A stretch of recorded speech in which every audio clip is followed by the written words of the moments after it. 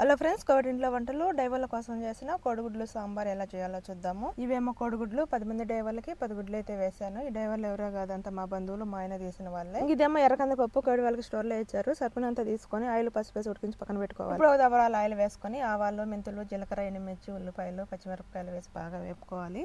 ఇప్పుడు కరివేపాకు కూడా వేసుకొని బాగా కలుపుకున్న తర్వాత అల్లం వెల్లుల్లి పేస్ట్, ఒక చిటికెడు ఇంగువ, టమోటాలు అయితే వేసి ఇదేమో క్యారెట్ కూడా వేసుకుంటున్నాను. చాలా బాగుంటుంది క్యారెట్ వేసుకుంటే. ఇదేమో సరిపడినంత సాల్ట్, కారం, జీలకర్ర పొడి, పసుపు, ధనియాల పొడి, సాంబార్ పొడి వేసుకొని బాగా కలుపుకోవాలి.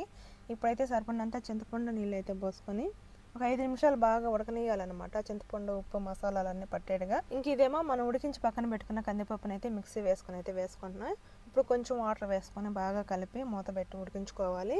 ఈలోగా మనం కోడిగుడ్లు ఉడికించి పక్కన పెట్టుకున్నాం కదా, వాటికి ఘాట్లు అయితే పెట్టుకోవాలి. ఈ విధంగా ఇప్పుడు ఒక ప్యాన్ తీసి ఆయిల్ వేసుకొని మనం ఉడికించిన గుడ్లు అయితే వేసుకోవాలి. బాగా దోరగా వేగిన తర్వాత ఇప్పుడైతే సాంబార్ పొడి అయితే వేసుకోవాలన్నమాట. ఇప్పుడు బాగా వేపుకున్న తర్వాత ఉడుకుతున్న సాంబార్లో అయితే మనం వేయించుకున్న గుడ్లు అయితే వేసుకోవాలి.